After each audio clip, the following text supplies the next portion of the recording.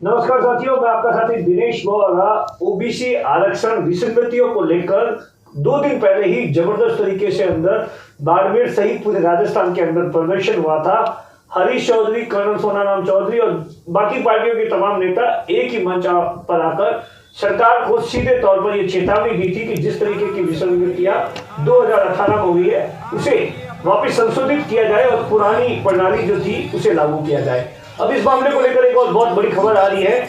अब इस मामले को लेकर आज जो पूर्व मंत्री हरीश चौधरी है, उन्होंने ऐसा बताया जाता है कि तीसरी दफा मुख्यमंत्री अशोक गहलोत को खत लिखा है। इससे पहले 2 बार मुख्यमंत्री अशोक गहलोत से मुलाकात की थी और आज खत लिखा है। उसके अंदर जिस तरीके से ये चुनावी अगला साल है, उससे पहले सरकार ताबड़तोड़ भर्तियां स्टार्ट कर रही है, एक के बाद एक भर्तियां आ रही है। लेकिन हरीश चौधरी ने कहा है कि जब तक इस विसंगतियों को दूर नहीं किया जाए तब तक जो प्रक्रियाधीन भर्तियां हैं उनके परिणाम है उसको रोक दिया जाए। मैं सबसे पहले आपको उस लेटर को पढ़कर सुनाता हूं क्या कुछ हरीश चौधरी ने लिखा है और किसके नाम के लिखा हुआ है। हरीश चौधरी ने मुख्यमंत्री अशोक गहलोत के नाम पर यह लेटर लिखा है और इसमें सब्जेक्ट लिखा है राजस्थान की सरकार के अधीन प्रक्रियाधीन भर्तियों के परिणाम को ओबीसी आरक्षण विसंगतियों के निस्तारण तक रोकने बाद इस समय राज्य के ओबीसी वर्ग के बेरोजगार युवा ओबीसी के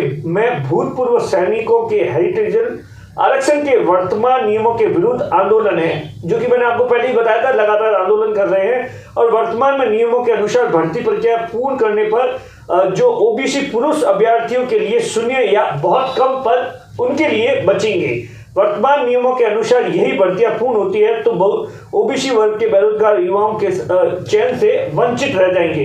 अतः बेरोजगार ओबीसी पुरुष अभ्यर्थियों की वाजिब मांग को मद्देनजर रखते हुए वर्तमान में आरक्षण नियमों में न्यायोचित बदलाव होने तक प्रक्रियाधीन भर्तियों के परिणाम देरी से जारी किए जाए। और नीचे हरीश चौधरी के साइन है। ये हरीश चौधरी ने राजस्थान के मुख्यमंत्री अशोक गहलोत को खत लिखा है।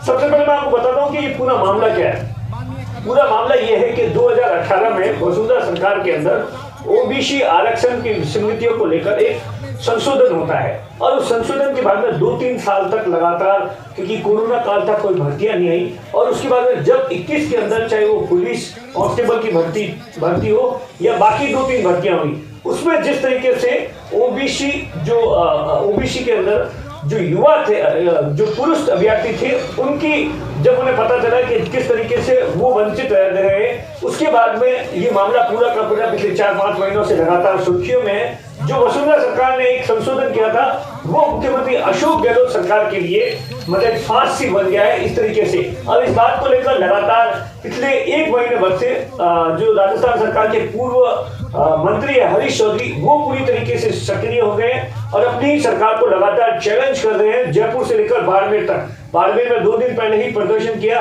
जिसमें बीजेपी और आरएलपी तमाम पार्टियों ने एक सुर में कहा कि इस संशोधन को सरकार को वापस ले जाना चाहिए। यहां तक कर्नल सोनाराम चौधरी ने सीधे तौर पर कहा कि जब देश के प्रधानमंत्री नरेंद्र मोदी जो लोकसभा के अंदर बिल पारित होता है, राज्यसभा के अंदर बिल पारित होता है, कृषि कानून है, उसे वापस ले सकते हैं, तो ये छोटे से आदेश के लिए, संशोधन के लिए सरकार क्यों देरी कर रही है और इसका अंजाम अगर ये देरी करेगी तो बहुत बुरा होगा।